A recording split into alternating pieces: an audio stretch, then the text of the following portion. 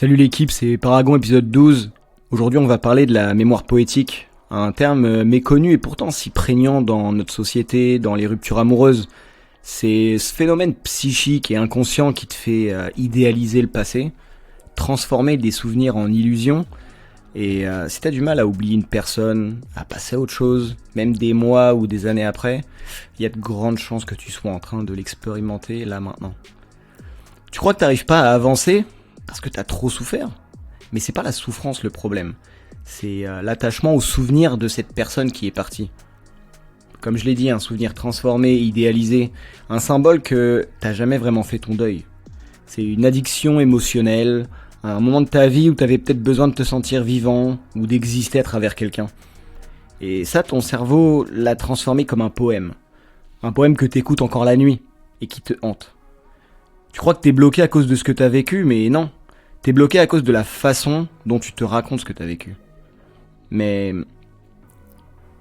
tu repasses les bons moments, les regards, les textos du début, les fous rires, les plans à deux. Tu les rejoues dans ta tête comme un film. Et à chaque fois, t'as la boule au ventre, un petit frisson. Ça, c'est parce que ton cerveau, il retient pas toute la réalité. Il retient que ce qui l'a stimulé, bouleversé. C'est-à-dire que tu vas te souvenir de son rire, mais pas de ses silences. Des projets que vous aviez, mais pas de sa fuite. De son regard, mais pas de son mépris. Pourquoi ? Parce que le cerveau il est biaisé. Il retient pas la réalité.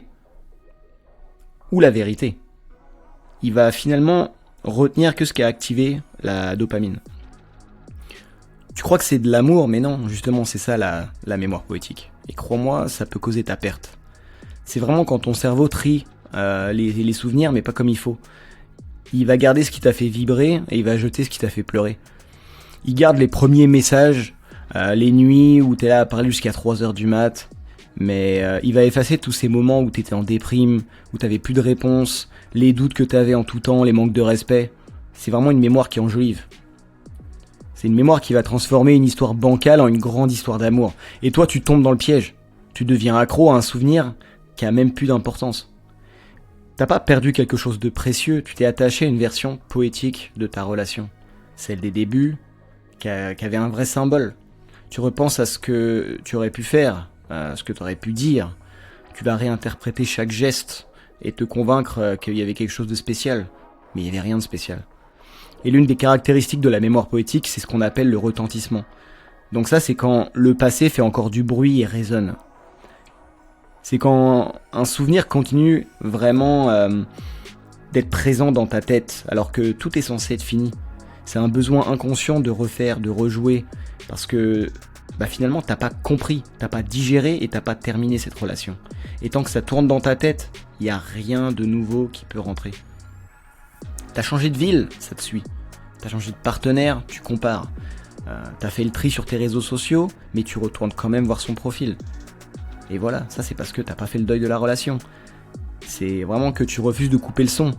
Et tant que tu laisses ce passé faire écho dans ta tête, il y aura jamais de place pour reconstruire autre chose. Tu peux pas remplir un verre d'eau s'il est déjà plein. Et c'est ce que tu fais. T'essayes d'avancer avec un sac à dos qui est rempli de briques. Et ça a vraiment un impact sur toi à tous les jours. Parce que quand une rupture elle arrive, le cerveau il réagit vraiment comme un choc brutal. Il refuse la coupure nette, ça crée un bug. C'est un peu comme quand tu dégages du cortisol quand t'es stressé. Le cerveau, lui, va déclencher un processus de soin en réactivant les bons souvenirs pour tenter de trouver l'équilibre. Mais cette réponse, elle est trompeuse. Tu pleures pas ce que t'as perdu, tu pleures ce que tu projetais. Et le pire avec la mémoire poétique, c'est pas la douleur, c'est l'illusion. Tu crois que t'as vécu un truc rare, tu crois que personne pourra te faire vibrer comme ça, mais en vrai, t'étais juste à fond dans quelque chose de toxique, de mal équilibré, de mal foutu, et ton cerveau il refuse le vide. Il préfère une illusion douloureuse plutôt qu'un présent sans émotion. Et maintenant tu bloques toutes les nouvelles relations, tu compares, tu doutes, tu recules. Tu cherches pas à aimer, tu cherches à revivre un souvenir trafiqué.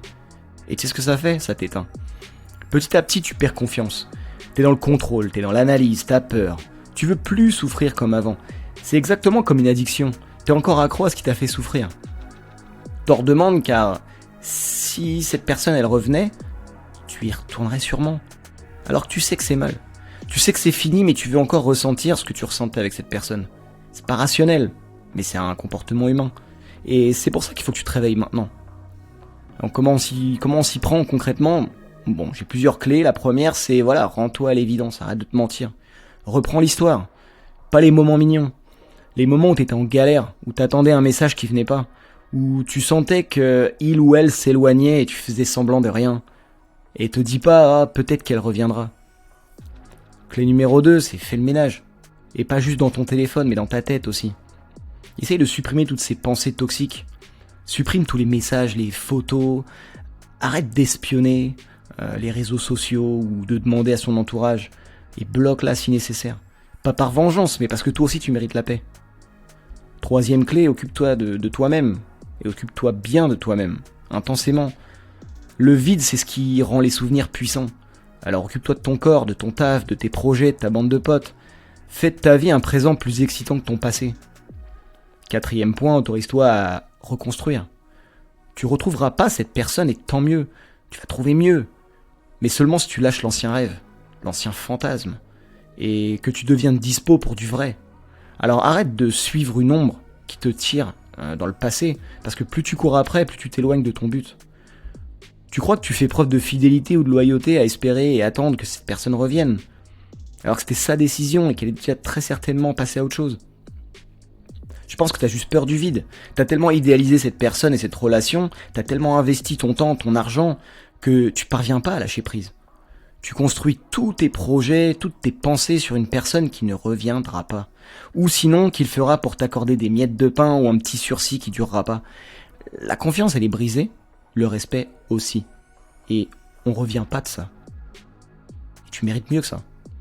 Donc pour conclure, la mémoire poétique, c'est un piège. Un piège qui te donne l'impression d'avoir vécu quelque chose de grand. Alors que t'étais juste paumé, dépendant, et en train de t'accrocher à un mirage. Tu veux tourner la page? Alors arrête de relire les passages préférés. Rappelle-toi que la mémoire poétique, elle embellit le passé uniquement quand le présent manque de couleur. Tu crois que tu respectes ton passé, mais en fait, tant que tu le fais, tu sacrifies ton futur. Tu veux une vraie relation, tu veux avancer, grandir, construire. Il va falloir que tu arrêtes d'idéaliser ce que tu as perdu. Ce que tu as vécu, c'était intense, mais c'est fini. Et tant que tu cours après ces moments-là, tu n'offres rien à ce que la vie peut encore te donner. T'as pas été détruit par une rupture. T'as été détruit parce que t'es accroché à une image qui n'était pas réciproque. Et il est temps de t'en séparer et de reprendre ta route. Donc, laisse l'ombre derrière toi et continue d'avancer. Et n'oubliez pas, ici on parle aux âmes qui veulent grandir et pas aux égos qui veulent briller. Alors, restez connectés pour plus de contenu. N'oubliez pas de liker, partager, commenter et bien sûr de vous abonner. Allez, ciao.